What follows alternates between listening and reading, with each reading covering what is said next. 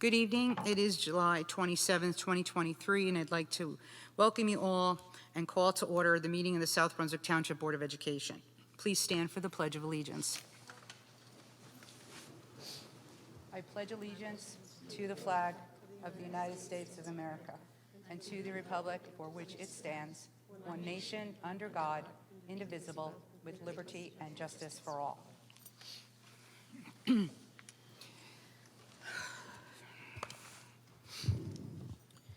Okay, the New Jersey Open Public Meeting Act was enacted to ensure the right of the public to have advance notice of and to attend the meetings of public bodies at which any business affecting their interests is discussed or acted upon. In accordance with the provisions of this act, the board secretary has caused notice of this meeting, including date, time, and location, to be posted in the South Brunswick Public Library and the board office, filed with the township clerk, and communicated to the Home News Tribune and the Star Ledger. Mr. Pawlowski, may I have roll call? Ms. Julie Ferrara. Present. Mrs. Laura Hernandez. Ms. Deepa Karthik. Present. Ms. Alicia Khan. Here. Mr. Raja Krishna. Present. Mr. Mike Mitchell. Present. Mr. Barry Nathanson. Here. Dr. Smith Raj. Yep. Ms. Lisa Rogers. Here. We have a quorum. Thank you. May I have a motion and a second to approve tonight's meeting agenda? Move. Mr. Nathanson, move. Second, Dr. Raj, second. Thank you. All right. Next agenda item is the report of the superintendent of schools, Mr. Fetter. All right. Am I on? Yeah. All right. First of all, welcome everyone from the public and the board and those watching. Today is our 1 July meeting for the summer. Summer's an interesting time. We kind of slow down, but yet we are still doing a lot moving forward. Many of the planning opportunities for the year. A lot goes on, but it is a little slower. A couple of very positive announcements. We have a new article, and I always talk about these rankings and ratings. I like rankings and ratings when I always say the same thing, when we do well. So Monmouth Junction was actually just selected as the 21st best place to live in New Jersey. Yay. Woo-hoo. The group that said that was niche.com, meaningless group, yet wonderful when they put us on a good list. So that was good. If next month they put us on a bad list, we don't like niche.com at all. Very positive news. Board, if you know, we have been working with the Education Foundation on a plan where they would have more of a direct impact on a specific topic in the district. So Evelyn, myself, Kristen Laskin, our supervisor, as well as one of our students, if y'all remember, Tyler came up to the board meeting talking about the engineering program at the high school, how it needed a bit of an upgrade. Well, the Education Foundation will be coming to the meeting, I believe our next meeting, and giving us a $42,000 donation specific to upgrade our engineering program.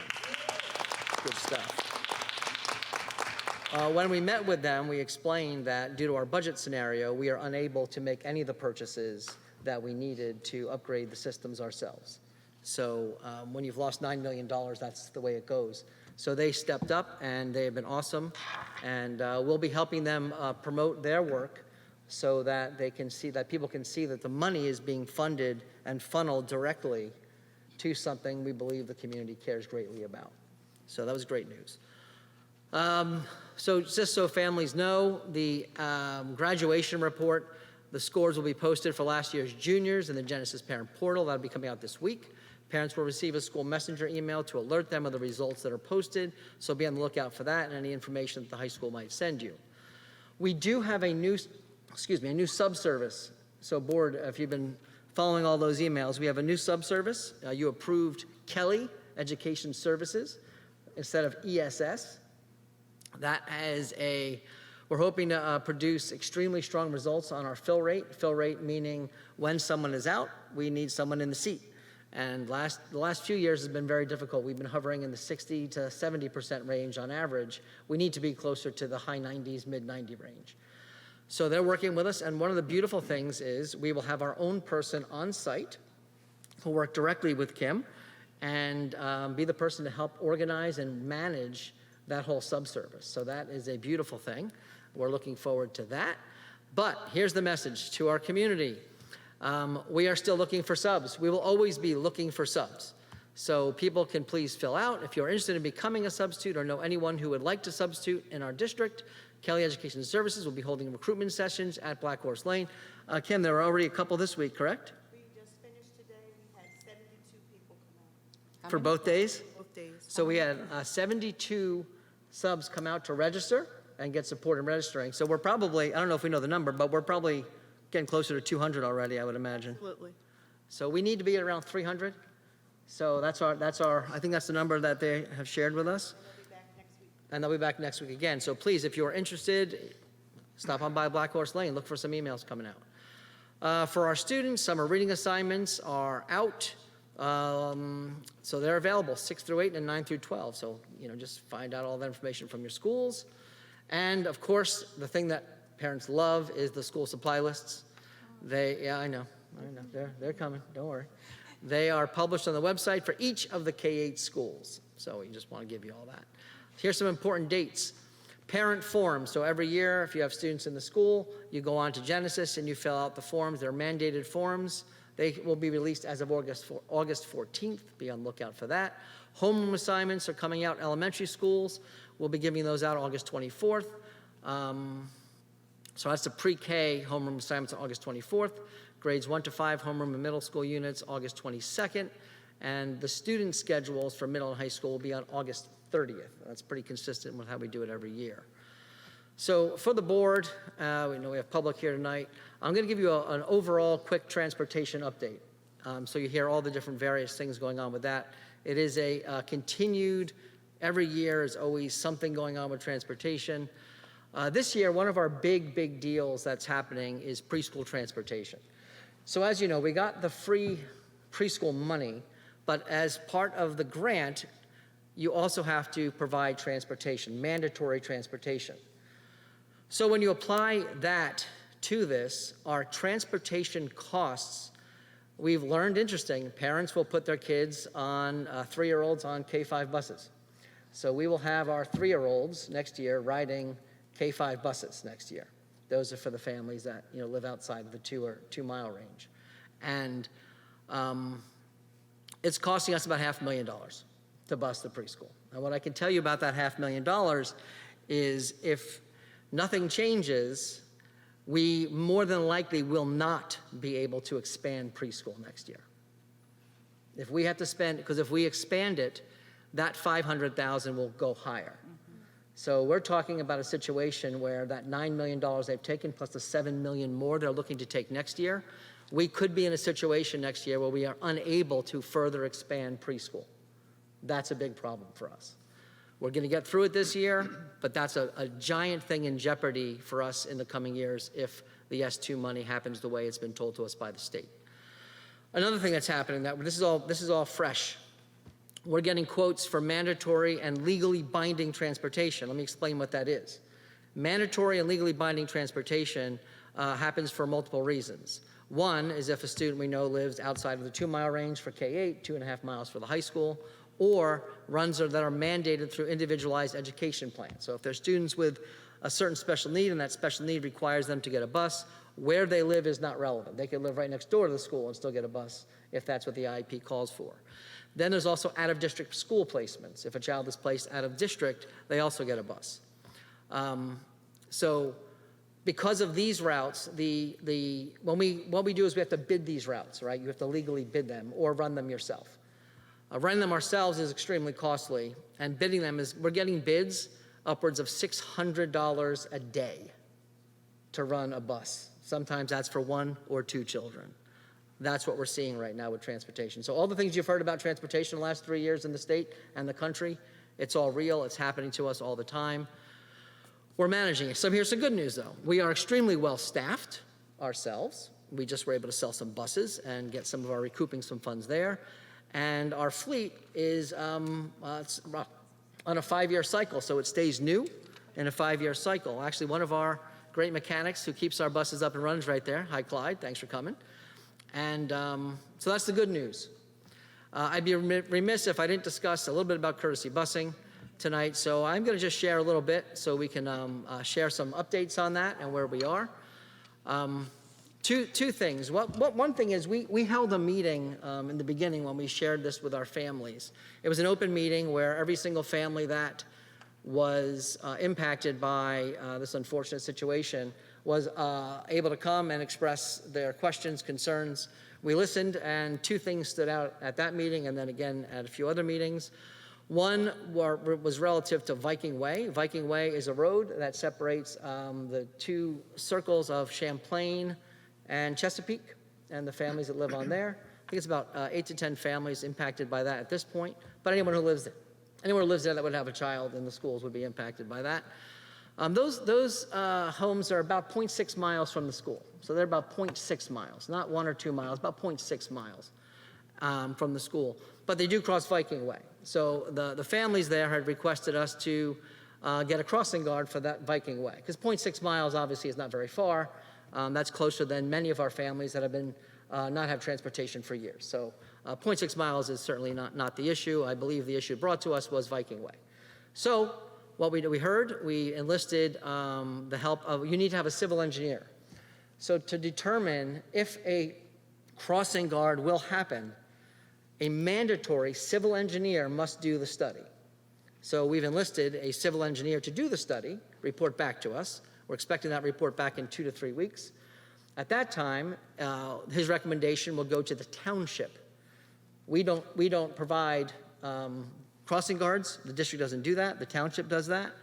At that point, it would fall over to the township to determine how they handle that. I don't know the answer of what they'll do, but that's what we're waiting on from them. So that would pretty much handle what's happening over in that section.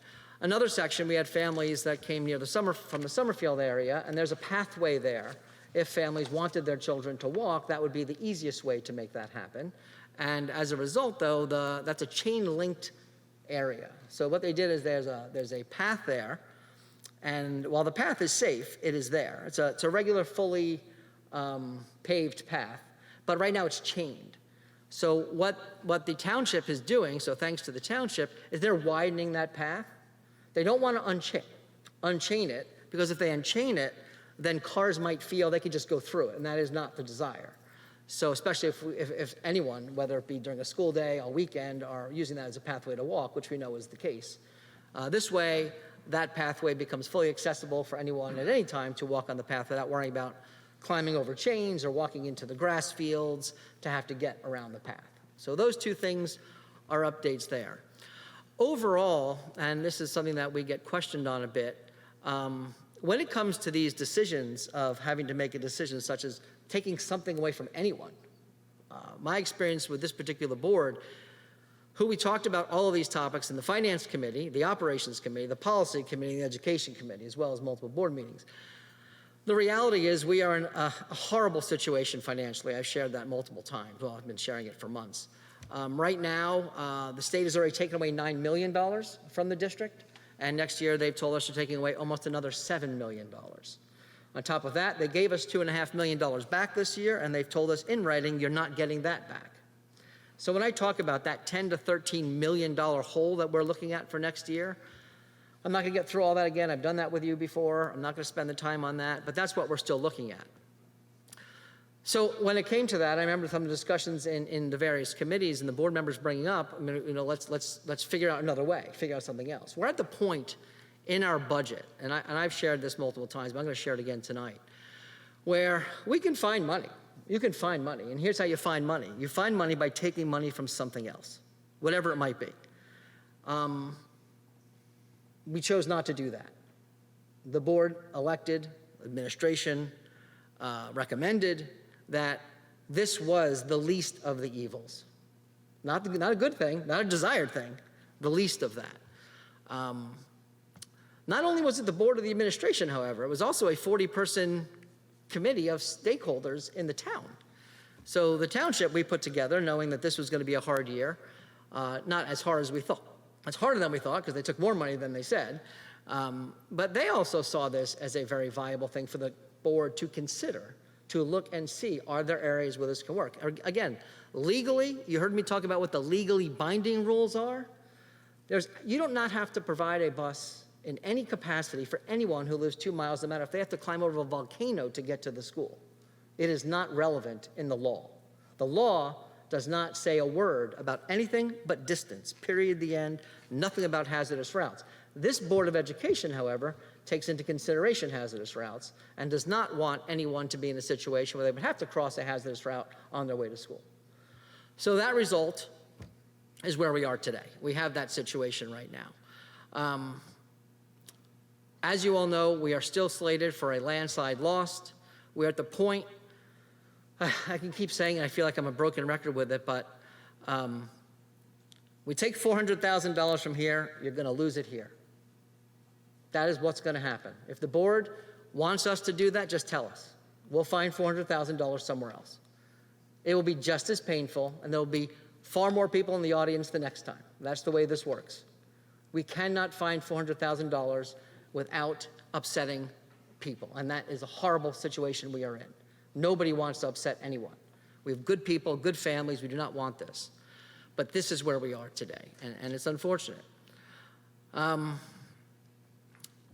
So let me give you a few other pieces of information so you are aware.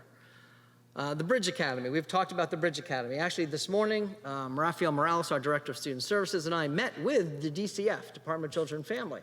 They are the ones that fund the Bridge Academy.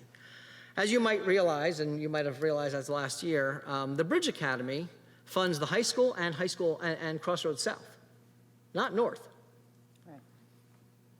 They've also told us that our $140,000 we spent last year is now going to be $325,000. That's new news for us in the last 3 weeks. So as we're looking for money, this is what we're hit with. You also might realize there is a new bill from the state. It is a sick leave bill. It's changed what sick leave is specifically for school personnel. While we do not know what that will mean to the budget, it's going to have an impact on the budget in a way where we'll spend more money on substitutes than we were going to otherwise. That's the way that goes. Another wonderful thing we just learned is our charter school costs will now be $200,000 more than we budgeted. So we are not gotten off the ground yet, and we're already in the hole about $500,000. I tell you this because this is an actual reality. This is not a game. This is not someone trying to do somebody to something. That's the way this is right now. We have no perfect solutions. We have an 8,000 student district, and we'll continue to work with our committees, as you know, to ensure that we do the best we can. But, you know, we look for building understanding. That is a goal. If we get agreement, fine, fantastic, awesome. But we have to do understanding. I have spent the last 6 months trying to help the community and the board understand our financial situation. It is not related to anything outside of New Jersey's government having a phony political formula that we are on the back end of. That is where we are. It's no individual doing something to any group or person. It is an unfortunate situation. Unfortunately, my experience suggests that we will have our typical political bad actors playing their part of outrage over this and using this exact situation or type of situation to feed on other people's upset. So they can rally them, call for meetings, support, and say how they would have done it better, how they would never let this happen, how it's their fault, those bad people up there. That is the way this game is played. That's what bad political actors do. And unfortunately, no community is without those people living in their communities. It is common. Unfortunately, it is not judicious or professional, but it is what we deal with. My other experience is that people will get personal. They'll blame. They'll find ulterior motives that people are doing. And while that is sad, it happens. And I understand it. When you lose something that you value, you are upset. I get it. We all get it. I just don't have a solution that I could say to the board, here's where I found $400,000. Now, I know we'll have people that will tell us where we can find $400,000. Well, listen, maybe we'll find something we didn't think of. But we've been doing this for a while, and we have not been able to do that at this point. I can tell you what the ulterior motive is, though. So to the board, I'm going to tell you my personal ulterior motive here. We're going to maintain the high standards and programming we have in the academics. That was a key factor this community values. Maintain and improve the safety and security measures in our schools, another one. Offer a robust extracurricular program in the arts, the athletics, and clubs, and maintain and improve the mental health services for our families, our students, and our staff. That's my ulterior motive, if you really must know. And I will stand by that motive as long as you have me here. It doesn't mean every decision I offer to you is going to be the best for every single person, but it will be honest, it will be transparent, as this has been, and will remain that way. I conclude by saying that I am sorry this decision has to be made, but I would be more sorry if I was telling this entire district that we had to cut our music program, our marching band, our sports team, increase our class sizes, reduce the number of AP courses, extinguish our elementary gifted program. Because I can tell you, our elementary gifted program alone is less than the $400,000 this is saving the district. The marching band, gone. Morning music at the middle school, gone. Those are the subs. Those are the trade-offs that we're trying to guard against. Don't like this decision that we've had to make. I personally do not like it. I wish we weren't doing this. But we're here. With that said, I'll turn it back over to you, Mr. President. Thank you. Thank you, Mr. Fetter. Before I make comments, I'd like to see if any of the board members have comments for Mr. Fetter or questions. Ms. Karthik?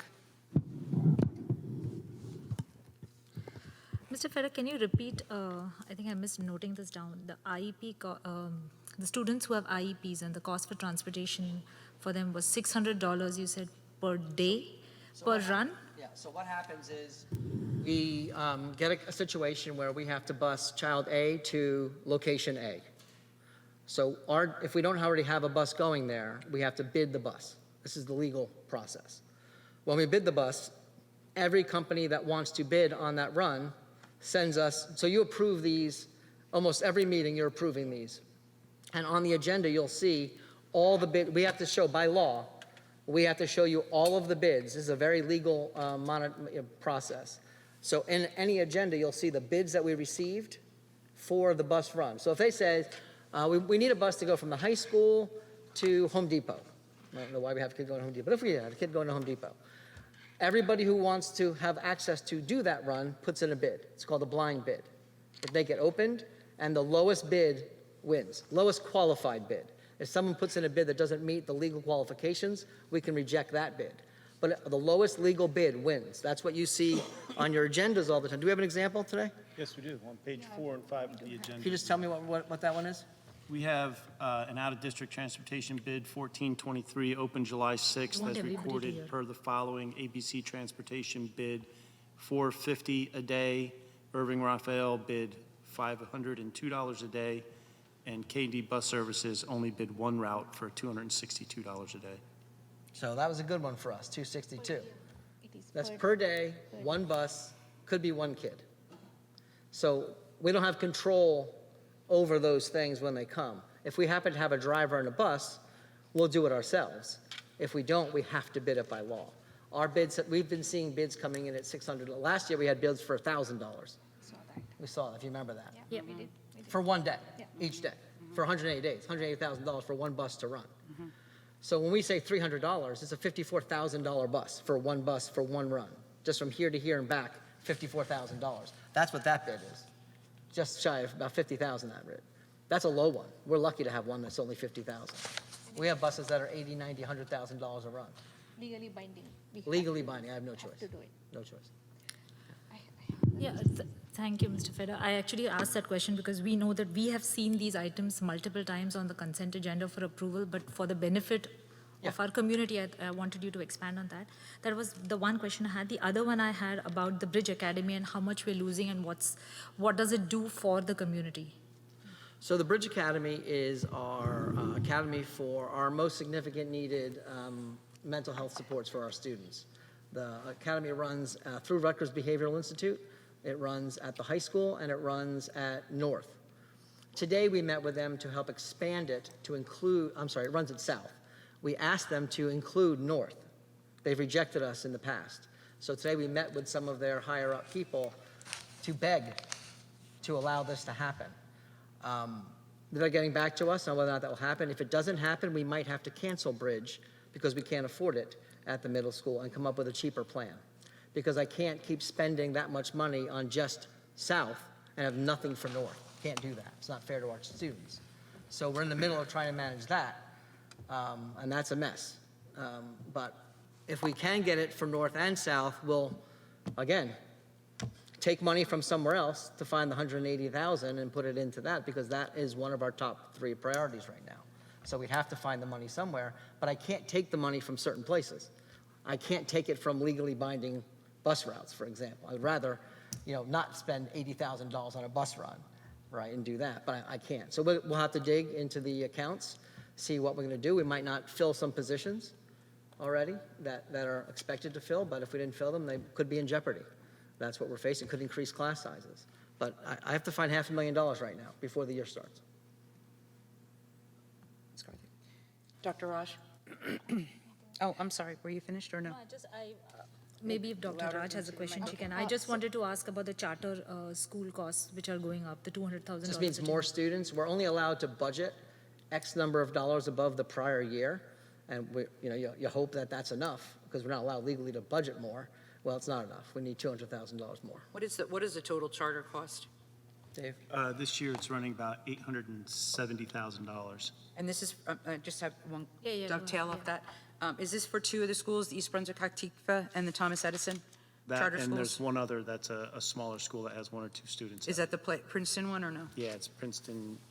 Do we know how many children are attending these schools for $870,000? You can have that number. I don't have it off the top of my head, but yes, they give us a tuition rate, a tuition number of students. Similar And it to- The varies. state gives us the The tuition state gives rate. us the tuition number. We have no choice. Right. Similar to IEP, any student that wishes to go to a charter school, they go at our expense, and we pay for the transportation, And the tuition. legally binding, and the tuition. And we have no choice. No choice. $870,000 out of the budget. We budgeted 670-ish, so we're down 200 there we have to find. Thank you. Sorry, I didn't mean to They, cut that off. so the that's fine. state also audits that number, Right. and it sometimes varies. Most likely, in the past, it's always gone up. Preschool transportation, is the money for the transportation coming from the preschool aid So or? for this year, yes. And next year, we are legally not allowed to use it from the preschool money for any future years after this year. I'm sorry, so they actually told us? Is that how it works? So I wish I was speaking like gibberish, because that would make more sense than actually speaking New Jersey Department of Education logic. The money for preschool in the first year only is allowed to be used for mandatory transportation. After the first year, which is this year, Yeah, we are not allowed to apply any of the preschool money from the state to transportation. That is the law of their wacky rule book they have. so they gave us money to start preschool. And mandatory transportation, And mandatory transportation, and we are expected to transport not students. expected. If you want the money, you have to. Have to. But we are not to expect any money No, towards. not that we don't expect. We are We not expect, getting but we are not getting any yeah. money. We won't get any We money. won't get any money. Okay. So if I expand preschool and I go, because we have no more space in-house. Yeah. If we can do more in-house, we might be able to expand, depending on we don't know that yet. It's the next year, if we go to an outsourced situation, almost everybody that would go to that would need a bus. Yeah. So that would just be more busing Yeah. for those programs that we can't afford. Yeah. Yeah, Okay. Thank you. you're welcome. Any questions? Any questions here? No? I do have one regarding the Bridge Academy. You had mentioned that North right now is not covered and that you're working with Rutgers. Help us understand how or why the Bridge Academy, we can't consolidate North and South together. How does the Bridge Academy work? Why can't the kids that are attending South attend the explain. one at North? So we asked for the explanation today, specifically, because we've never really gotten one. While we didn't get a great explanation, we did get an opening that the three people we met with today understood more that the schools operate, they share sports teams. They share some of the music program. Right.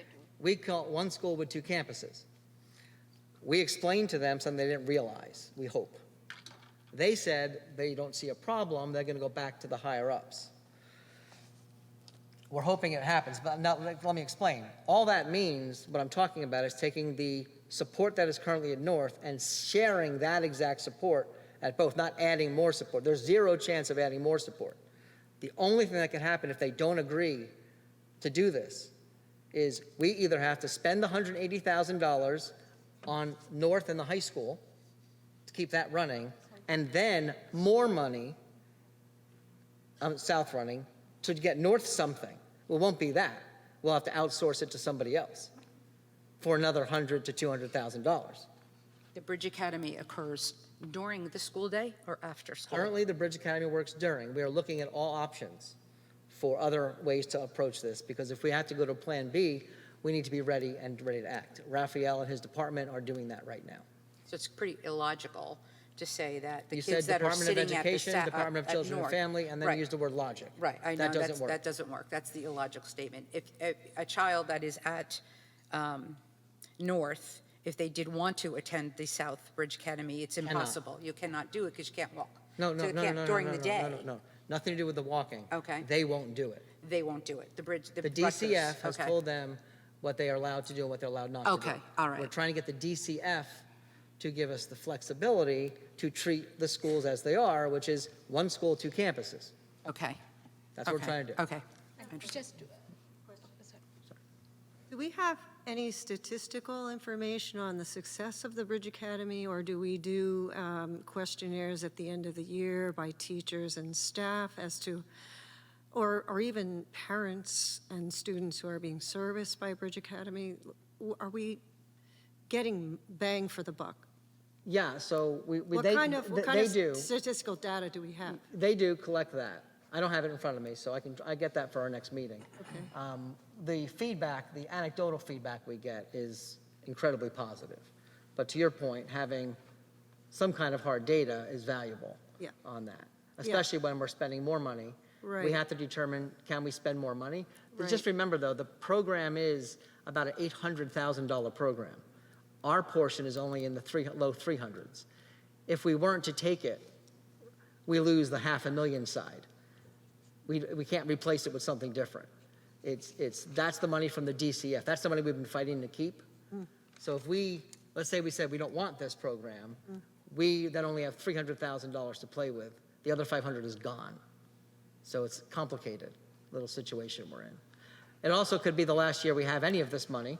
So we have a because- total of 800,000, and they're increasing, they're increasing by 350,000? No. So we always contributed an amount of money towards it. Okay, They're telling us our contribution is going up to So- 350,000. to 320. And they give us, again, what amount do they? They're covering about 500. The DCF, not So now, Rutgers. now we're almost matching their, It's, this is the situation. And again, the state does not want to give us any of that money anymore. right, That's what they want to take away. right, And that we talked to DCF about their hub and spoke model today, which is what they've been advertising. Yeah. yeah. They'll have 14 staff members to service Middlesex County. 14 bridge members? 14, not bridge, 14 staff members paid for by the DCF to service 125,000 students. You have to be clear that the hub and spoke is the proposal which was accepted by the state that Governor Murphy proposed, and it accepted by the state to implement a hub and spoke program throughout the state of New Jersey. They almost eliminated, and correct me if I'm wrong, they almost eliminated the bridge program, taking it away. We Again, fought for it's it. not, we call it the bridge. Yeah, we call They're it trying bridge. to eliminate school-based funding. Right. They say it's not, you shouldn't have anything in schools. These kids should not go to school stuff. That's the state model. Yet, they're taking federal money that is only designed for school-based service. So it's a very unique, complex situation. Complex. I don't want to Thank you. digress more off that. Thank but you. And we'd like to see the data. Yeah, I'll I see think what I that's a can get very from you. valid point. I Yeah. think that's something that maybe we could do, you could present the metrics. I'll try and get it. When I get it, I'll Very I'll do good. Thank that. you, Julie. Any other comments? Any questions for Mr. Feder? Thank you very much for your update. got it. Moving on, next order of business is to hear the reports. Before we do that, I do want to make one comment. I would like to commend the administration, the high school administration, as well as the elementary and middle school administration for their graduation ceremony and their moving up ceremonies. If anybody was in attendance, I think they went very, very well. And for the first time that I can remember, this entire board was present at the high school commencement ceremony. So I thank each and every one of you for coming to support our high school graduation and the students that have moved on. So thank you for that. I wanted to make a special note of that. Okay, next order is to hear the committee reports and/or the board of liaison reports. I'm just going to ask each committee chair if they have any updates to please provide. Will the Education Committee, do you have anything to report? No, not this time. Thank you. The Business Operations, any report? No. Thank you. On the Finance Committee, any report? Nothing to report, Madam President. Very good. And before we move on to policy, are there any liaison reports? No liaison reports at this point, no policy. Yep, I have one, Mr. Nathanson. Mr. Nathanson. Okay, I just wanted to bring up how good of a job the project graduation people did. And they raised every dime they needed, so no one had to pay this year. And moving forward, Stacy Imber is stepping down as chair, and Heather Fitzgerald and Kim Mayer, who were on the committee, are moving up to be co-chairs. So there's going to be a lot of experience going into the next class. So I can't thank them enough. They do a lot of work, and it's thankless work, and it ends up that they're up all night watching our kids while they're having fun and they're sitting there. So they did a heck of a job. So Very I want to good. congratulate them. Thank you, Mr. Nathanson, and I agree. It's a tough job, project graduation, but they do a phenomenal job. Thank you.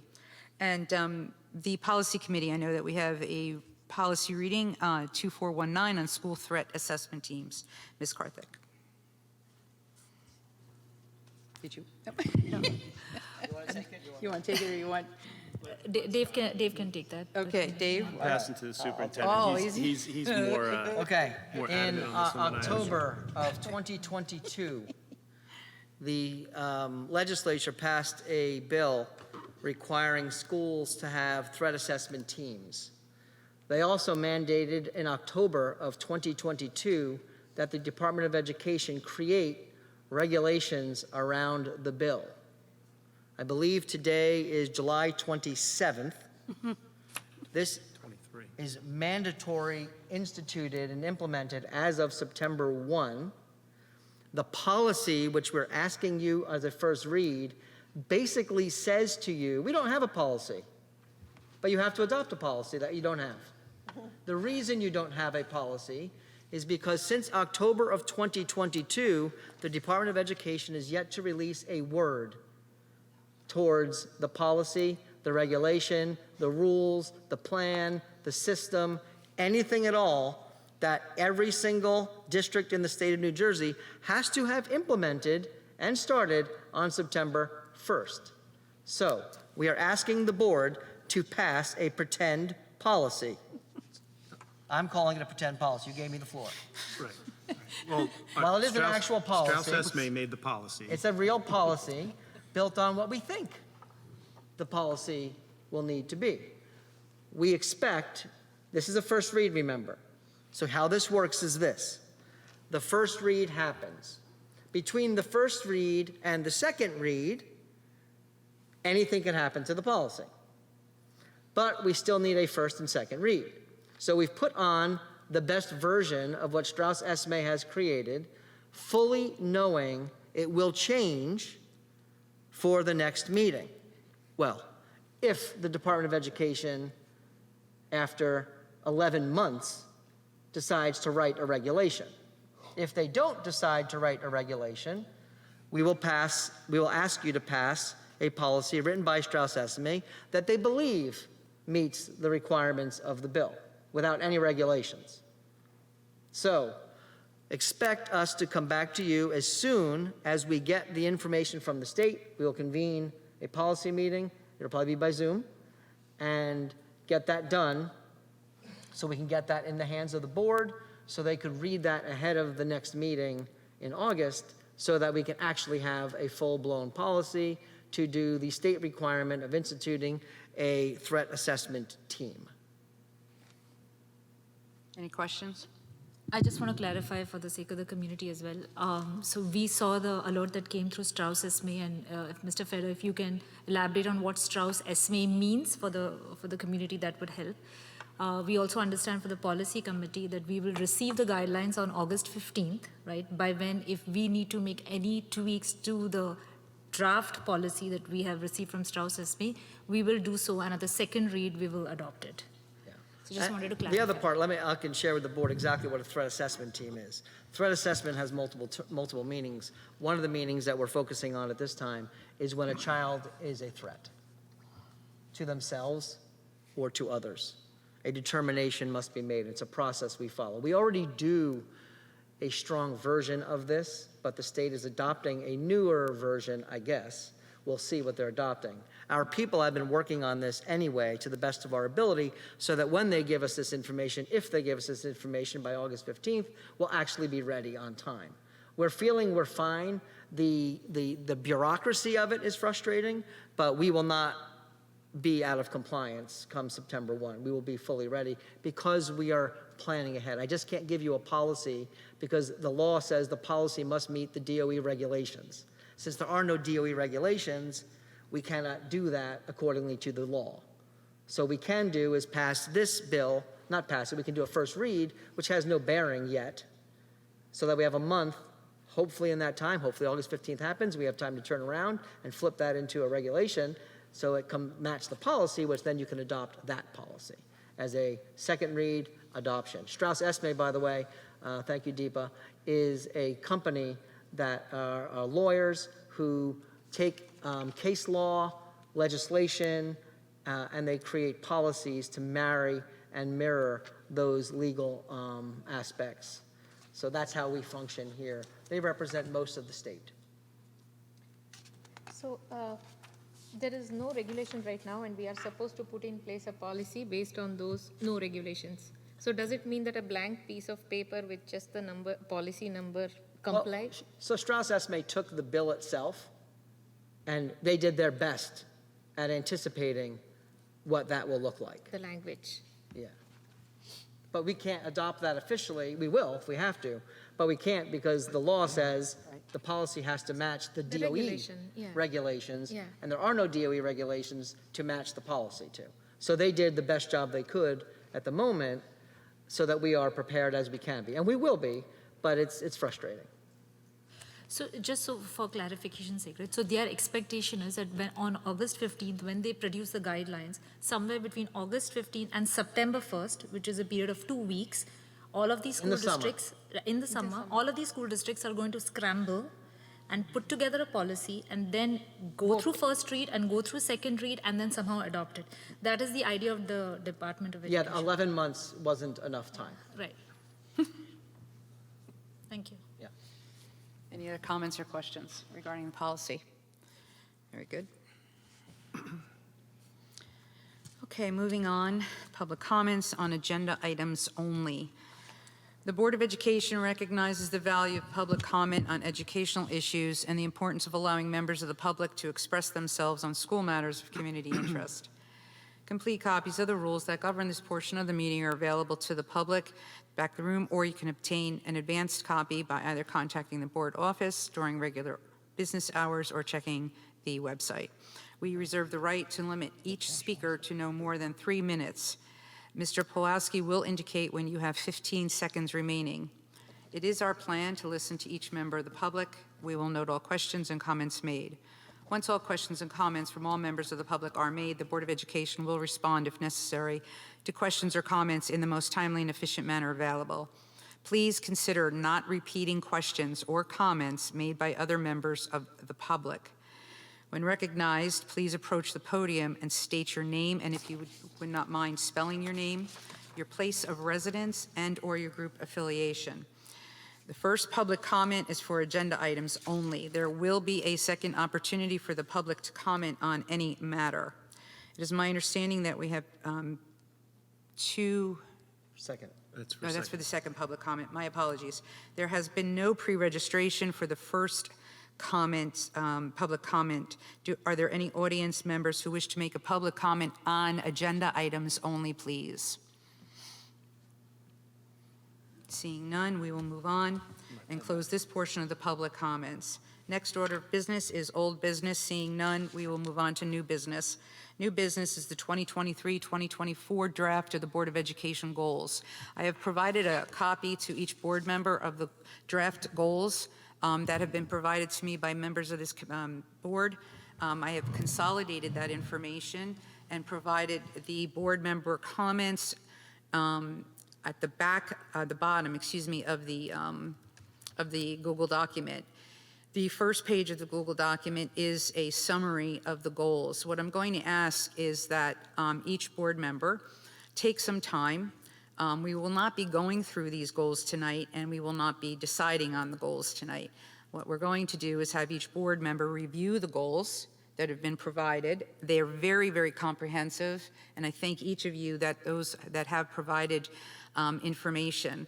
I've reviewed this information with Mr. Fetter. He also has agreed that these goals do meet the needs of the district at this time. Given the fact that there are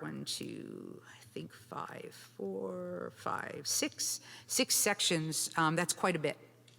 And as we all know, and anyone that's in business or have their own company understands that you can't do all the goals and succeed on these goals if we want to do a good job. So what I would recommend we do is each of you take these goals, prioritize them to the top 3 sections, because we do have to create an action plan and tactics around these goals in order to meet them by next year, by next June 30th, right? Yeah, June 30th, before the end of the school year. So on August 24th, which is our next meeting, I'm going to share the top goals that the board has provided to me. Well, actually, I'll do that beforehand. I'm sorry. You'll get a copy of that prior to, and then we will vote on the board goals and institute them for September 1st. Does anybody have any questions on the board goals? Did everybody receive the document? Anybody not receive it? Very good. Okay, so we will move on with that, and I'll be in touch, but I will provide you with a target date to provide your top 3 priority goals for the district. Go ahead, Ms. Karthik. Mr. Rogers, are you asking us to rate the top 3? How are you doing? Are we doing it through an Excel spreadsheet, something? What are we doing? No, it's the Google document. You could go through the 6 goals. There's sub-goals under each one to determine. So, for example, let me just tab up here. You just want me to drop in a comment? Yeah. Okay, So, for example, we have, improved communication to parents and community. We have continued to address the fiscal challenges. Under those 2, for example, there's specific goals tied to them. If you believe those 2, for example, out of the 6 are 2 of the top goals that we need to focus on for next year, you could just comment. Okay. Don't change the goals. We want to keep them consistent so that everybody has a chance to read them. Do not change them, but just add a comment to the right on the Google document. We good? Yeah, that's good. Okay. All right, so I'll send out a target date as to when each board member needs to provide the prioritization. All right, any other questions? No? Very good. Okay. Moving on, the next section is the consent agenda review by Mr. Pulaski, please. All right, good evening, ladies and gentlemen. We have an agenda that's packed full of awards and bids. We'll start off, our agenda focuses on federal grants with IDEA, ESA, some non-public state awards. We have approving a renewal of time and material contracts for our burner cleaning preventative maintenance. We're looking at recording and awarding bids for fall athletics supplies. We have student transportation for special education. We have in-district student transportation for special education. We have in-district student transportation, a second special education bid. We have some out-of-district transportation for student, for some out-of-district student transportation, custodial supplies. We're looking at a second bid for custodial supplies, an award, all of the awards for custodial supplies broken down by product. We also have athletic trips for transportation. We approved an increase of a not to exceed for peak environmental in motion 1.7. We have 1.8 as an approval for sale of buses, updating our fleet to all newer than 2015. We have an approved adjustment renewal to a food contract service agreement with Chartwells, approving the purchase over the bid limit for some textbooks. We also are looking at approval of a over the bid limit purchase for E-rate for a couple of vendors that are going to do some E-rate network work for us. We get 40% back on all of those purchases. We're disposing some school property. We have approving another transportation contract for parental contract, and we also have some jointure contracts. I explained some of that in your board update. We're approving a memorandum of understanding with our public schools and the College of New Jersey so our students can take college courses while enrolled in public school and high school.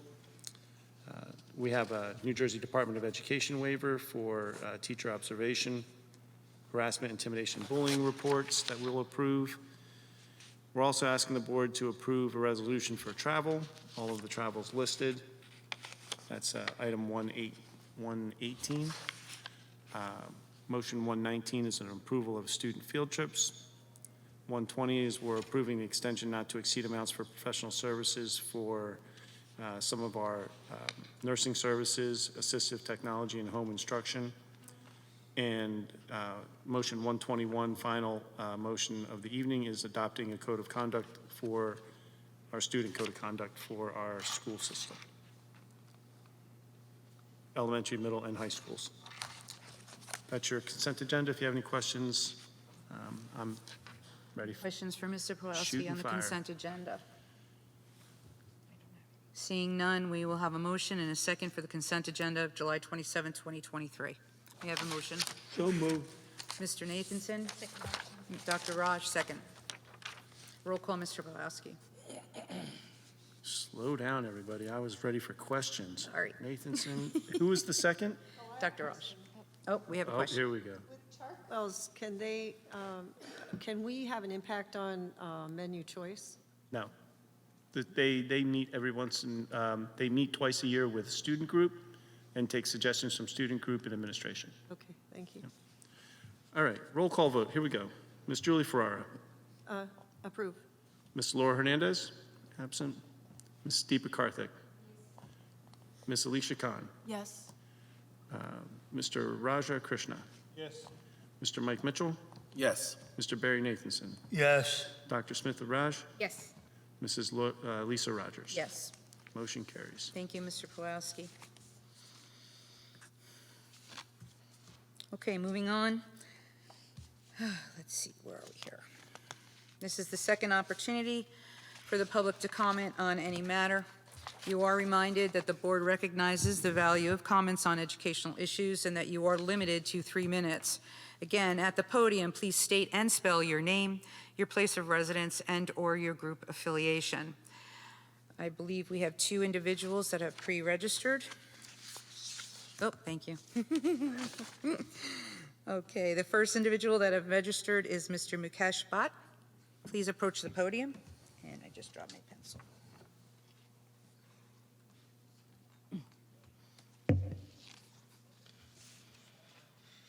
Yeah, so my name is Mukesh Bhatt. I'm a resident of South Brunswick School District and I live in Dean's Pond. This is my first time speaking to you guys, so if I might be breaching certain protocols, I apologize. So I have been in touch with a lot of you guys, specifically Lisa, I think, over the emails, and I have met Mr. Scott personally. I think I'm going to talk about this transportation issue, right? And I'm going to debunk, and Scott actually speaks very dramatic, like the world is falling. Everyone is going to, just like in a Hollywood movie, right? If you don't have this, then this will be cut. If music is gone, band is gone. No, this is not how budgets are optimized. And Lisa, you come from a very professional strategic planning background. You were at MX, and MX was my consultant as well. You never cut things like this. You optimize, you pull multiple levers. And one of them is you start doing less of something which is not essential. Just now, David Plosky just said that we have travel. I'm just giving a simple example, which I just heard. Reduce the travel of a lot of the administrative staff or any other staff, how tough it is.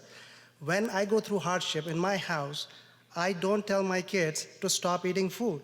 I start doing things less which are not important for them, right? Now, without getting into too much of auditory and dramatic stuff, but South Brunswick, there is a two aspect of South Brunswick, the way I have seen. One is the creative side, the way it was built, right? Creativity is something which was not before there, and then you start building it. And that's how South Brunswick schools were built, communities were built, so people started coming here, and then there is a creative destruction, which means you slowly start destroying everything which this community stand for and the people came from. Now, more than the administration, I'm appalled and I'm like shocked by the board, right? You guys, and I was reading all of your patch and speeches which you gave during your election, two things stand out to me, and all of you actually said that we will never compromise on two things. One is the safety of the kids and the core education which we are going to stand for. You literally violated both the principle, your actions,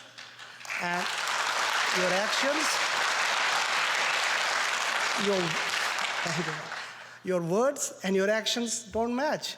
It's just like we as an parent keep telling our kids that, guys, your action should resonate very well with your words. And you guys did exactly opposite. That means you did not stand up to what exactly you signed up for. You literally failed us miserably. Specifically, all of these board members, because budget optimization is not that difficult. Transparency of budget is not that, hey, I've already posted it somewhere. You need to know who's spending, on what it's being spent, and why.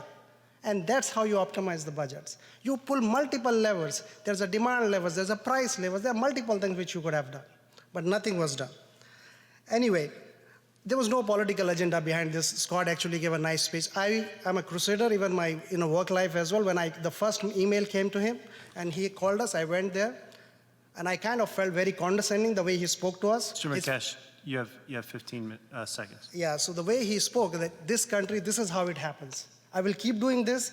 This is, in this country, this is how it happens. He said this statement 4 times. That means he put himself in a pivotal position that I'll keep doing this way, you keep doing this way, I'm not going to change. Because in this country, this is how it happens. Anyway, the last point I'm trying to make is, guys, please stand up as a board member and do something. Thank you for your comment. Thank you. Thank you for your comment, Mr. Bhatt. The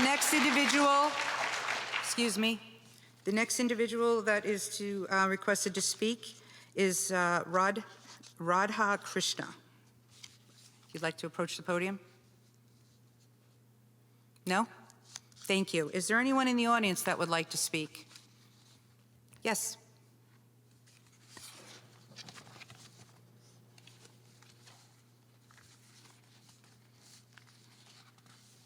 Do you want any comment? Hello, my name is Nitin Khanna, and I am from Mama Junction. I just live on First Ave right here.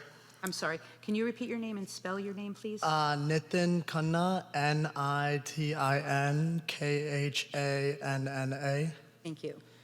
So I came here because, well, I went to India for the past 2 months. I was a student at South Brunswick High School from K to 12, and I graduated in 2022.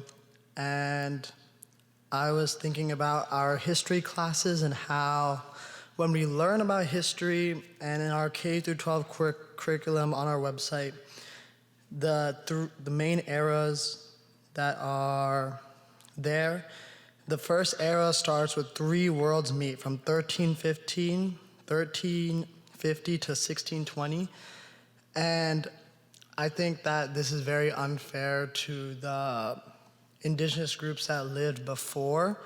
And I think that our American history should start with the people who first settled the Lenape tribes and why they came here, what battles they had, what was their culture like, and how they progressed and civilized before the settlers came. I don't think we should start our American history when the white settlers came and colonized this land. I think we should start it when the first people actually came here. And I would like some direction into how to get this type of education going in our South Brunswick School District. Thank you. I just have a quick question for you. I just want to make sure I understand. When you say the first settlers, are you saying the individuals that first came here or those that have been here, the American Indians, et cetera? I'm talking about in our American history, the people like the white settlers, the European settlers who came in the like 1500s, 1600s, and how we start history when they came and not when the actual first people came to this land. Okay, so I really apologize because I want to make sure I'm clear on this. You said you had looked through K through 12 and you did not see anything other than the first settlers. And what do you recall, and it might be a question that you won't be able to answer, do you recall what grade you felt that it was not being first represented? When we first learned U.S. history in 8th grade and when we first learned U.S. history in elementary school. They talk about how they like interacted, but they don't talk about how the people lived before. Okay. Well, we'll pass this on to the director, or excuse me, the assistant superintendent of curriculum, who's present at the meeting here. And we will definitely have the chair of the curriculum committee, Dr. Raj, also take a look at this. Okay. Is there anything else I could do or anyone I could contact? You want to comment? So the best thing would be if you want to send me an email directly. Okay, Scott Feder, it's just on the website. And I'll put you in touch directly with the right people for that. All right? Okay. Thank you. Thank you.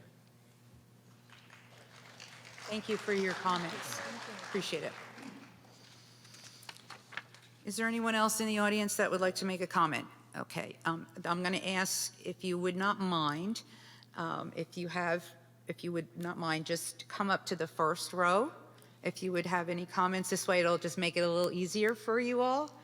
And then you can each go individually. Go ahead. Thank you. And again, your name, your spelling, and your place of residence. So my name is Vivek Kumar. I am a resident of South Brunswick. I'm sorry? I'm a resident of South Brunswick. And can you spell your name, please? Vivek Thank you. Kumar. Thank you. So this is my first time speaking here, so humor me. I also wanted to speak about the cutting of the bus services for some of the students in South Brunswick. Just by show of hands, if board members can indicate who have their kids going here in South Brunswick schools today. This is a public comment, sir. This is not a debate, so you just have to make comments about your situation. From the audience, who all have kids going to the... So, and how many of us got affected by cuts of the bus? Where I'm going with this is, generally, when back in October last year, you invited public members for your various committees to go through the anticipated budgets. I have applied, I have given my qualifications, I was not selected. I think I got a mail back saying that you're not selected, but the way you arrived to the cuts for the busing for these particular 250 families definitely needs to be looked into in greater detail. As Mukesh has spoken, budgeting is not something which is totally alien to you all or the people sitting in the room. So prioritization in terms of budgeting, what you value, what you do not value, is very, very important aspect of it. What I see is the approach of the school district and as well as the board which approved the budget has been walk to the school. I'm not legally bound to provide this transportation, hence I'm taking it away. That was the reason I asked if anyone of you have been personally affected by this change. It means a 5 or 6 year old going on a snowy day, walking to the school. It is 0.6 for some of them, but 0.6 on a rainy day with a musical instrument on their backs, with the backpacks, Yes, sir. lot of health hazard. Thank you, sir. You have 30 seconds. So again, in summary, what I am kind of hoping that the board will reconsider this. There are a lot of items, a lot of us are willing to work, suggest things, but taking away the busing services from 250 families specifically for 5 to 12-year-olds, I don't think how that is a very justified cost. Thank you. Thank you for your comment. Thank you. Thank you for your comments. Next.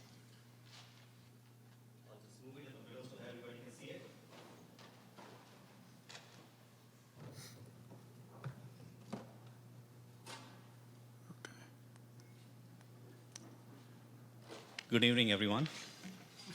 I'm a resident of Summerfield, and one of the parents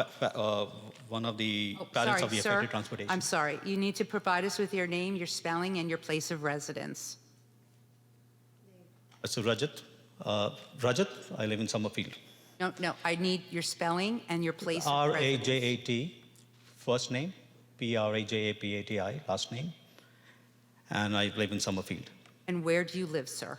Summerfield Boulevard. Okay, thank you. Yes, right. Yes, I said South Brunswick. I didn't hear you. I'm so Yes. sorry. Right.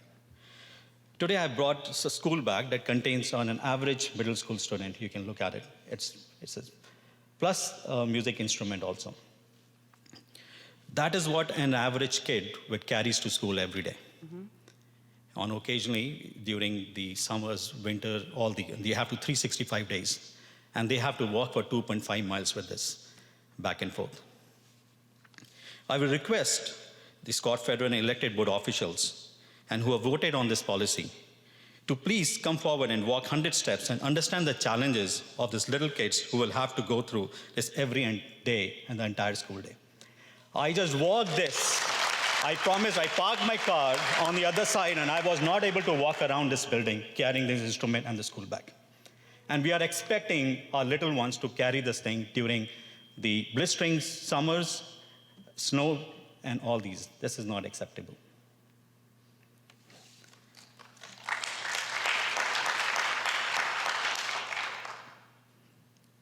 If we don't do things today, we should accept that we have failed these little ones as parents, superintendents, and elected board members. There's something is wrong here.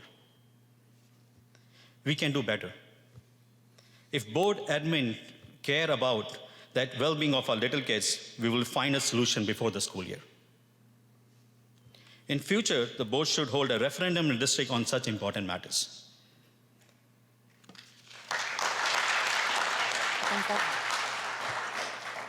Can we, as a district, take a pledge today to park our cars 2.5 miles away from our home and workplace and hold ourselves responsible, right, for the same expectation we are expecting these little ones to do? Can we do that? Can we take a pledge from ourselves that we will park our cars 2.5 miles and walk every day to office and home? Can we take, as from the district, can we do that?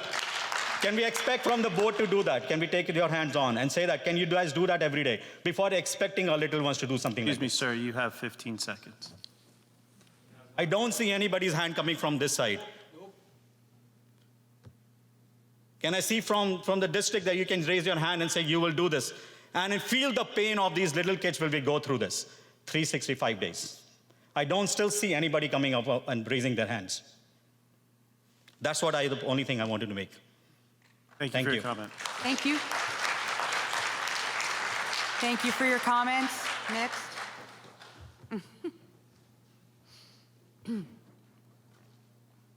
Hello, my name is Rajesh Soni. I'll spell it out for you. R-A-J-E-S-H, last name S-O-N as in Nancy I. I live in a very proud resident of South Brunswick district, live in the Summerfield area. Thank you. I'm here again, like all of, in majority of here, came here to speak about and give my perspective on the recent restriction on the courtesy buses. Now, again, I'm not going to preach how you can cut the budget and how you can make space. There is a lot of facts in every area there is, you can. What I would ask you to consider, the alternate route that has been suggested for the kids to use is not even a route. My question to you, have you, before the dawn, tried and walked through the route over there? Have you personally done it? No. You probably saw a Google map. Hey, I see a walkway there, they can go. Okay. Even after notifying that that is not a legitimate road, no action. There is no snorkeling done. It doesn't come in any township. Lately, in one of the emails, we were told that township is going to take care of it. So earlier in the week, we were in the township meeting. We asked, are you aware of this? The schools are saying you are going to take care of it. And they said, no, we have no idea what you're talking about. We are not going to do it. So I don't know who to believe. I'm sure you guys must have done the due diligence if you are saying it in email written. But clearly there is a gap. Bottom line, the road is not walkable, the road doesn't get cleaned, it is not covered by anybody, it is slippery, it is dangerous, and above all, I highly, highly, highly recommend you, either in the dawn or late in the evening, because you do have to consider winter condition, try and walk, please.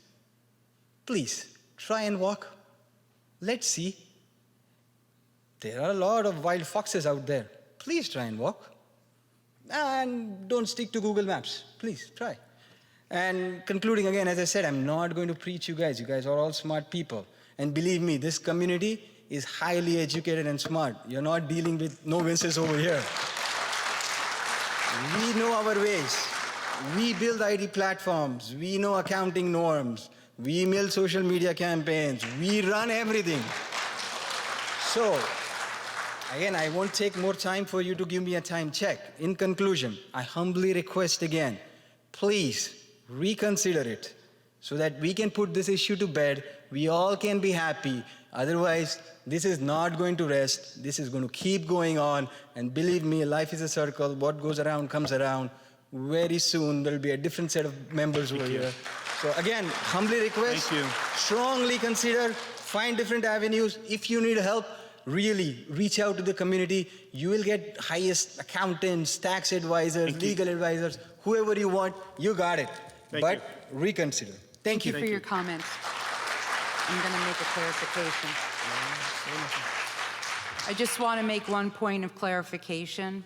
We are meeting with the township. They are part of what we call a Shared Services Committee, and they have been present to all the Shared Services Committee meetings that we have had.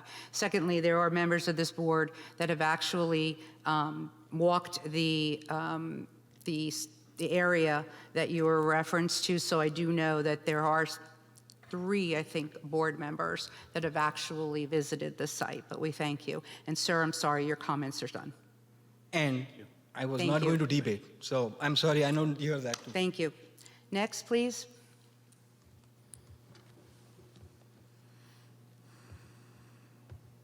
Hi, my name is Aravind Pichwani, A-R-V-I-N-D. first name, Pitchumani, last name.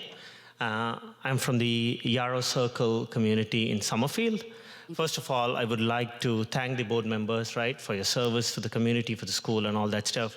And secondly, I'm here again to join the members here to speak about the cut in the transportation, right? Mr. Scott does an excellent job. He was explaining about the legal language about 2 miles, no matter if a volcano is in between. I'm sure a gate would be less in comparison to volcano, but we don't want our kids to be in a situation to tell their kids that, hey, your dad's washed through gates in middle of foxes and all that stuff in order to get to school in 2023 or later, right? So please, right, you guys are well aware of budget cuts, and we all are well aware of inflation, budget cuts. I could go on with 1,000 reasons why it's difficult for us to provide to the family, as you are providing reasons to provide to the school, right? It is impractical to do this every single day, from fall through winter, through spring, and through the end of the year, right? To have it with parents working, with the situation in the country, right? To provide to the kids and to the family, to come and ensure that the kids walk or drop them every morning and pick up imagine the number of cars that they would come into the middle school just to pick up. It'll be a traffic jam, it'll be a chaos. You guys know it, Meta, you have seen it, right? Please consider all avenues, right? Cost sharing model, public sharing model, GoFundMe, whatever, right? I'm just throwing out options. Like, please do not cut, right? I don't want to get dramatic. I don't want to get personal here, but I want to share one thing. Today's my kid's birthday. I'm here. On this occasion, he's waiting for dinner, saying that, please, Dad, go and speak for me for my school bus to middle school. That's why I'm here for, right? So please consider that, and I humbly request you guys to not make our kids go through this. Thank you, appreciate it. Thank you for your comments, sir. Next. Hey, good evening, everyone. My name is Nehal Patel, N-E-H-A-L, last name Patel, P-A-T-E-L. I am a resident of Tamron Hollow, across the street. First of all, thank you, everyone, for your time. The first point I want to make here is when I first stepped in, I heard that families here have gathered for quote-unquote political reasons. I'm only here for my 2 daughters, 6-year-old and 12-year-old, okay? I was a little taken aback by that comment. My 6-year-old, I just have her picture in my mind right now. Imagining a 6-year-old walking from my house to Manmore Junction Elementary School, right? What I heard is, hey, you are within 2 miles, make her walk. Would any of you, would you put your 6-year-old, make them walk from my house to the school, 2 miles, right? The other thing I heard is, either we do this or that. I don't think that is practical. Nobody does that, right? We can all come up with some alternatives as a community, and I think we need to look into that. That's all I want to say at this point. Thank you. Next, please.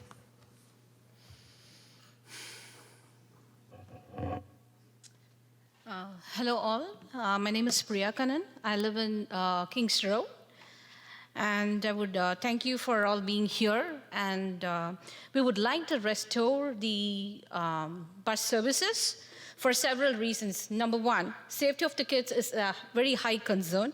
The second thing is that how can we try to send our kids to the next door, and we fear in this community, or I mean in this society. So how far we can send our kids just like that to school without any guardians or so, especially when it comes to the middle schoolers, it's really concerning. The second thing is that our infrastructure, especially the traffic that's going to hit in the roads, it's going to be quite high. So what happens to the two working parents? How can we come in the middle of the working hours and pick the children and drop off the children? It's going to be very cumbersome. And then, especially when it comes to the snow season, especially the winter season and the rainy season, it's going to be very slippery and several childs may trip off. It's a high safety issue, according to me. And I believe that all our people would, who are sitting here would agree to it as well. The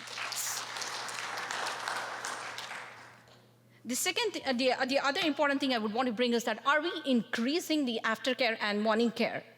How are we going to accommodate during our work schedule? We want bus services. My daughter, who's in, my house is 1.2 miles away. And my daughter was asking me, Amma, can you please make sure that we have school buses running? Because, right now, I want to eat my food. Please don't make me walk. Don't make me walk. This is the kind of concern I get from my younger one, who's getting into the 4th grade. So kindly, please restore the bus services. And another point, I'm not sure whether to bring this up here or not.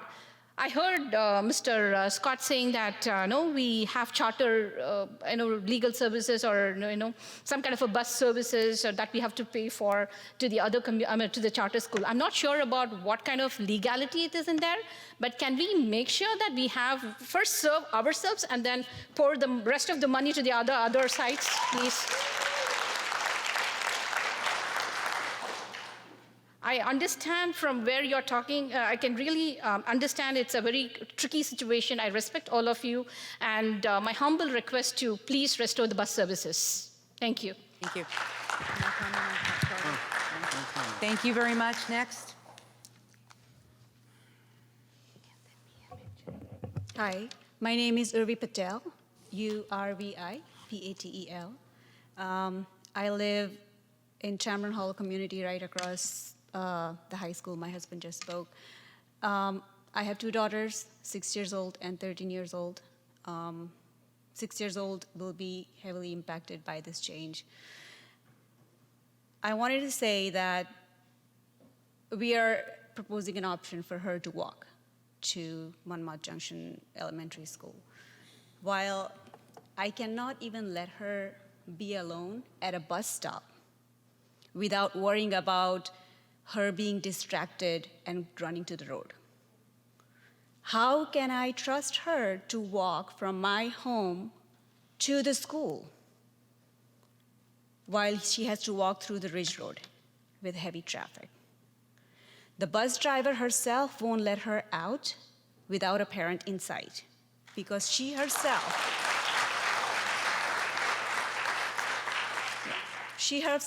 knows that 6 years old, 5 years old, elementary school kids cannot be trusted on their own on the road. So walking is not an option for them, for sure. So I would really like you to reconsider this decision. Thank you. Thank you for your comments. Next, please. Hello, everybody. My name is Suman Potter, S-U-M-A-N-P-O-D-D-E-R. I'm from the Summerfield area. I had talked about it before, same thing, same issue. I'll just tell you a story. Like, during COVID times, when school started, I was very scared to send my kid in the bus. I tried avoiding it as much as possible, but ultimately kids won't listen to me. They have to go. The first week only we send it. Monday they started it. I think it was Thursday or Friday.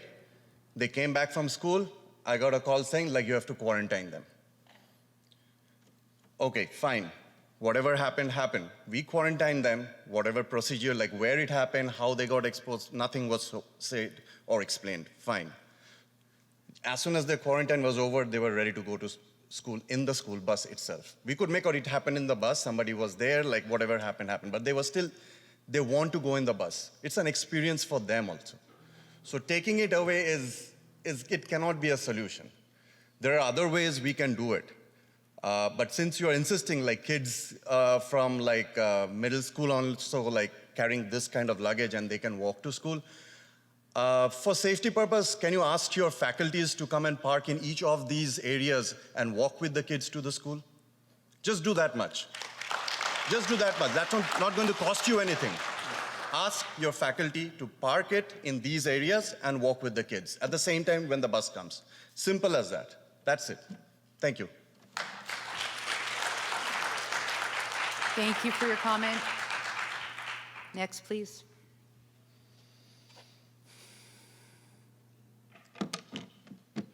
My name is Ramkishore Rudy. It's Ramkishore, and last name is Dudi. I live in South Brunswick. I live just right next to the high school. So I'm not here to complain about the buses or anything like that, because my kids don't take bus. They are probably less than 0.2 miles away from the school. But even then, I have literally dropped them every day. The reason being, they don't want to walk from there to here. And I walk every day over there. There are a lot of people you would see walking from there to high school, even beyond. But kids don't like to walk in the morning from, even it's like 400 meters. That's the state. And I guess you guys are asking 2 miles, 2.5 miles. I'm really amazed that how Dr. Feder has come up to a point where he says you can go you consider an area of 2.5 or 2 miles, whatever that is, and you expect kids to walk all that distance. I don't know what you're thinking, and I don't know what this board is thinking, who is trying to approve that. This is really amazing. The second thing I want to point out is, Dr. Feder, somewhere in your statement, you said, we don't want to cut down on anything. I really want to understand, did you really look, or you and the board, I'm not trying to address it to you directly, did the board look at any of the other measures where something can be reduced in order to avoid all this, or you guys never thought of anything, and you just thought, okay, let's just cut this one first, and then we figure out later. I didn't hear anything, so I just wanted to understand if any other provisions or any other options were taken into consideration, right, before you arrived at this number. If you did, then I guess somewhere on your website, if you could mention that the following things were taken into consideration, and we thought this is the least important, so we cut this one out, right? So if people know. Okay. The reason why I'm here today on this podium, I've never come here. I always regard you as, very mature people, very, you think a lot, and you guys are taking care of all of us. So I always considered you guys as in very high regard. Dr. Feder, many years back, there was a decision to cut the tennis courts for the people of South Brunswick. I personally go and play in North Brunswick, high school North Brunswick. They have lights there, and they have opened it for everybody. They don't discriminate, right? But here in South Brunswick, for some reason, I know you said that somebody has filed a lawsuit or something has happened. I've never seen that lawsuit anywhere, but I've Googled a lot, but I've never saw it. So, the tennis courts were cut for the public for that reason, and they were closed. They've never been opened for the last 4 years. Middle school courts were cut, that is also there.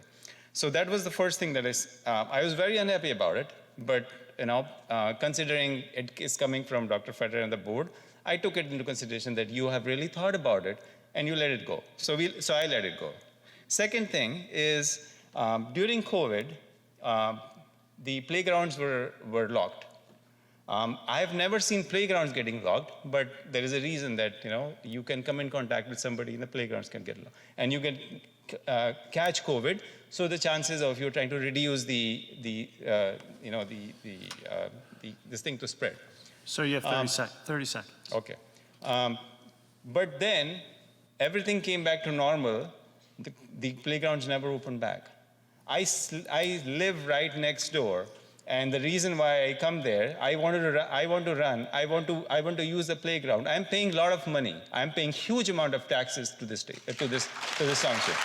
In spite of that, my community is paying way more amount of taxes than anybody else. But still, the playgrounds are locked. We are not allowed to get inside. I don't know why. What are you waiting for? I have no idea. But that's second thing. Third thing, now I'm seeing the bus is getting cut. So every year something is getting cut. Why are we cutting so much? Are we really? Do we lack funds? Thank you for your comment, sir. Just last comment, please. Your If 3 we lack minutes are up. funds, Thank you then for why your are you comment. doing the healthcare center for $2.5 million? You should not be doing that. I want that cut. I want that cut. What do you say? You're not. I can Thank go you on very and on, much but for your comments. okay, I'll respect Thank your you. time. Maybe next time. Thank you for your comments. Please. Hi everyone, my name is Sachin Patel, S-A-C-H-I-N, last name is Patel, P-A-T-E-L. I live on a Wexford Drive right in front of South Brunswick High School. So you all know what I'm going to talk about. It's obviously about terminating the bus service.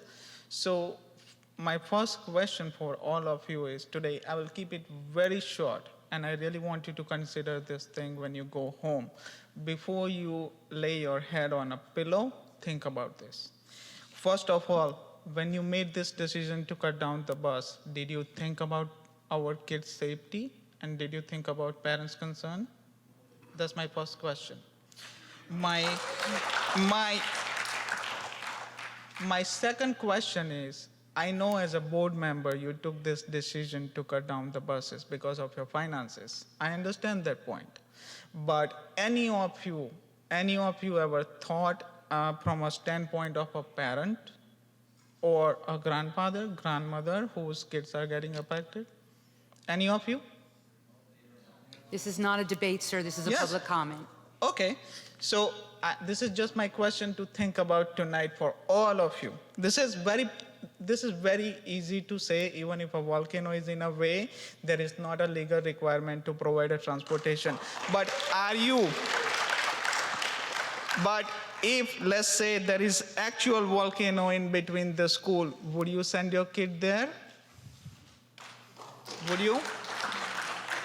And other thing is, I understand every single thing, the policy, what the New Jersey state is saying is not required to provide a transportation below 2 miles. But again, you see, we have to work together. We are a team. It's not a one-way street. We both have to work together. We all elected, all of you, we put you in a position where you can address our concerns. Now I think all of your decisions are becoming concern for us. So please, when you go home today, think about one more time. See if you can help parents and kids out, because this decision is, I think, in my opinion, is not mature. I think it is affecting our life. So thank you. Thank you for your comment.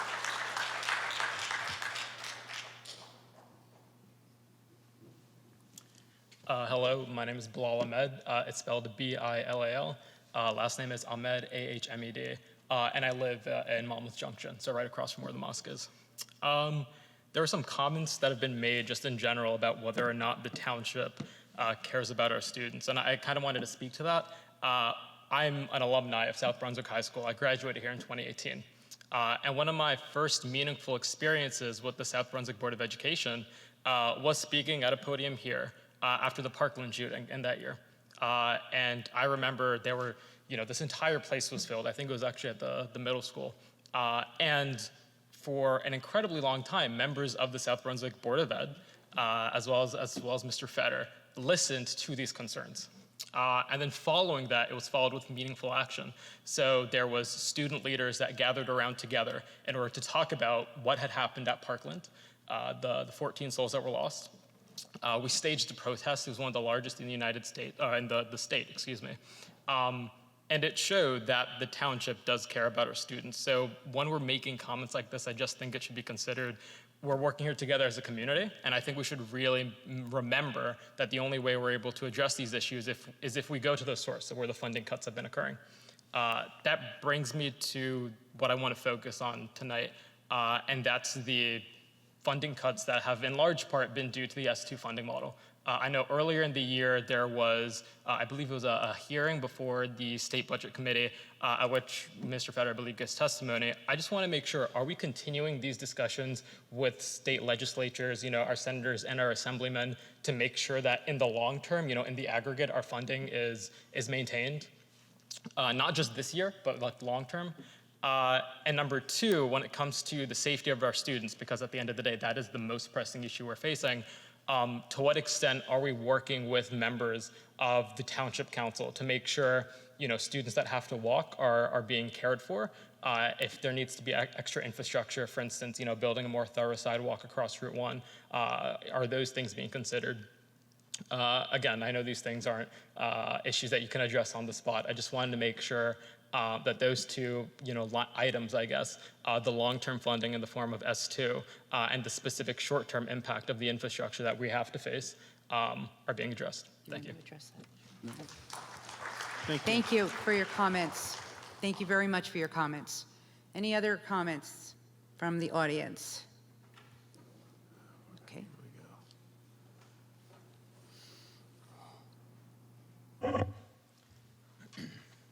Good evening. My name is Mike Pappas, M-I-K-E-P-A-P-P-A-S. I live in Branchburg Township. I don't live in South Brunswick. Sorry, where do you live? I live in Branchburg Township. Thank you. I'm here, my wife and I have a 23-year-old daughter who is grown and is someone who is, we care about very much. If I were in the position of the board, parents, I too would be concerned about my daughter walking alone, even into the high school years because of what's happening in society. The gentleman that just spoke really speaks to the issue, is that the school funding formula is why these folks are here, and you know that, and I appreciate the dilemma that you're in. That's the reason, folks. The state of New Jersey has changed funding formula that has drastically reduced the funding to South Brunswick School District. And I, for one, am trying to do my part. As some of you know, I'm running for the state Senate, and Mr. Fetter might say that's a political stance, and it is, but I'm here because I do care about this, and if this were happening in my community, even if I were a parent like these parents, I would be here too. But these folks have been put in this position, and it's not all their fault. And so I think it's important for you to recognize that. I urge you as citizens, as I'm trying to do, to try to make a difference. Go to the source of the decision-making here that has put them in this position. The state of New Jersey, the state legislature, the governor, they have made the decision. And there was an effort to restore full funding, which was not acted on. The state legislature failed to act. They tabled motion, and that's fact. I'm not politicizing this, I'm stating fact. And so I would appreciate you folks grasping that and working together as I'm trying to be a part of this solution for the people of South Brunswick. Thank you for accommodating me. Thank you for your comments. Anyone else from the audience? Yes? I'm going to talk to this young boy afterwards. Hi, Lisa Garwood, L-I-S-A-G-A-R-W-O-O-D. I'd like to belatedly, and I'm from South Brunswick. I'd like to belatedly thank the board for creating the Citizens Committee. It shows your true desire to engage in open communication, listen to and work collaboratively with the families and residents of South Brunswick to hear our concerns, our priorities, our desires. I would also like to thank the board and the Citizens Committee for making the horrifically difficult decisions they've had to make because of our drastic cuts in state funding. The time and work you've put into adjusting the budget while maintaining the highest standards of education and needs for our children is beyond impressive. We should all be applauding the decision to cut courtesy bus funding, not complaining about it. The fact that the district provided this at all was white glove service. The only thing that's changing is the extra perk of being a South Brunswick student. Asking parents to take on the responsibility of getting their child to school when they live within just a few miles is not drastic, it's not problematic, it's common, and it's not wrong. In fact, it's just the opposite. Our community holds education for our students as our top priority, and so does our board, and so does our committee, our Citizens Committee. This decision cuts $400,000 off our budget, $400,000 that won't mean larger class sizes, $400,000 that won't mean fewer teachers or fewer offerings for classes or fewer supplies and opportunities for our children. We all adjusted to the nightmare of COVID lockdown. This adjustment is nothing compared to that. To be blunt, figuring out how a child gets to a closer school is the parent's responsibility. Having them walk alone or not, it's up to you. We carpooled or walked when I was a kid. How nice that it was provided for so very long. Ensuring the safety once at school is the board's responsibility. Because we want South Brunswick to maintain its level of excellence, we all need to do our part. And I'm happy to be here tonight, even though I wasn't privately invited to this meeting.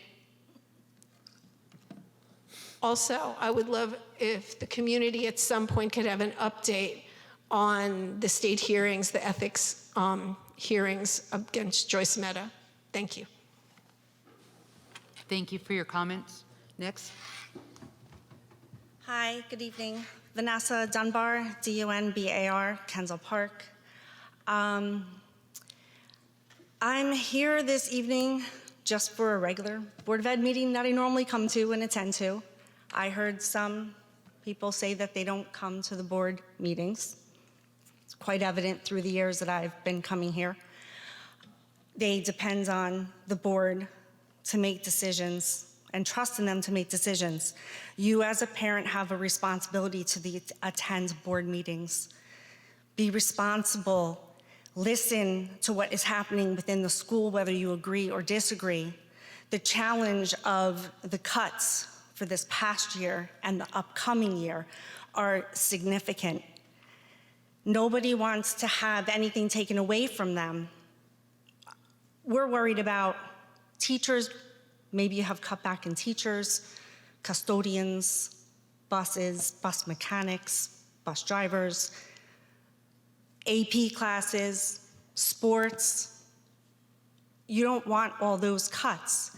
As a parent, you have to be responsible for bringing your child to school. And most of them are grade school level. And I know when grade school level, whether you were bused or a walker, as a parent, you're responsible to make sure that child is on the bus and off the bus and home with them. So there's a parent that is home with a grade school child. So that parent can either walk with the child to school or possibly gather together and carpool to bring your children to school. It's a courtesy. Freehold districts cut all busing 2 miles and above. 2 miles and below. These children have to cross Route 9 to get to school. It's not just our school district, it's the school districts that were cut with funding. And $400,000 is not going to come from traveling expenses. If you look at the minutes and the agendas and the consent agendas, stay vigilant in what's happening at these board meetings. Come to them. They're always empty. One of the meetings I was at, when Mr. Fetter had asked, please attend, we're going over the agenda for the budget. Please attend, please get involved, please reach out to the legislators. We need your help as a community. You all gathered here tonight, but I didn't see you gather and do a change.org to help with the funding with the state. It was empty. 30 seconds. One last thing. The last board meeting I was at, parents were leaving after the awards. And I asked, where are you going? This is an important meeting. They're going over the budget. And one of the parents looked at me and said, we'll just take it in our taxes. So this is why we're here today. You have to come to the board meetings. Thank you. Thank you for your comment. Any other comments? Hi, my name is Gaurav Tyagi. G-A-U-R-A-V is the first name. T-Y-A-G-I is the last name. I live in Princeton Walk. And I didn't really had an intention to speak. I'm sorry, where do you live? Princeton Walk. Thank you, sorry, I couldn't hear you. And I honestly, when I came here, I had no intention to speak. But after listening to all the parents' justified concerns, I needed to make a point. Everybody who knows me knows that I'm not an apologist for the board, quite the reverse. But I've got to say, all the board members here are volunteers. And the administration, they do an extremely tough job. And most of the part, what they get is brickbats. And I say that because I've been a volunteer for more than 10 years on my HOA, and it's the same story there. But you guys have a much tougher job because your budgets are much higher, the number of audience that you have to satisfy is much bigger, and the wide range of issues is much broader than I can even think of. And I was on the finance committee that Mr. Feder put up. I attended those meetings, and it gave me a pretty good insight into where the money comes from, where it goes, and why you're facing these issues. The root cause of the matter, as some of the speakers before me came up, told was, the truth of the matter is it's the budget cuts coming from Trenton. As long as those are not addressed, and we keep on getting these yearly cuts of 5 million, 3 million, and God knows how many with the S2 formula and with the X factor in this S2 formula that nobody knows about, it's a question of what's going to be cut. Maybe, I'm pretty sure the board thought about it as to what to cut, and I don't want to get into the details of that, but bottom line is something has to be cut. It's going to be music, people are going to pay more for music, robotics, AP classes, it's all coming down the pike. This is not the end of it. So unless we actually get to the root of the problem and, press our legislators and talk to Trenton, this is not ended. So thank you all for your hard work, truly appreciate it. Thank you for your comments. Any other comments from the public? No.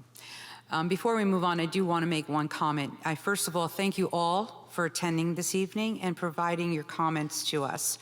We do take them seriously, and we will review all of them. The second thing that I do want to make comment to is that we are continuing to speak with the legislature at Trenton. I continue to work with various organizations, as well as Mr. Feder and the administration, to pursue the legislatures to understand the dilemma that not only South Brunswick is going through, but every single school district. For those that are interested, I would be more than happy to sit down with you and invite you to understand what we're dealing with, because I continue and I will continue to speak out at the legislative meetings, the Budget Committee, the Senate Committee, and the various committees, I'm sorry. But I will not give up on this, nor will this board give up on this. We are capped at 2%. It's the most that we can raise our taxes. We cannot go over that. If we could, I guarantee you, I would vote to go over it so that we could have things like this. We take all these comments seriously, and I want you to understand that we are not done. We will continue to fight at Trenton and to speak out on behalf of this community. And if you want to get involved, I would be more than happy to sit down with anyone over a cup of coffee to discuss what you can do to help us. Any other comments? Thank you. Thank you for your public comments.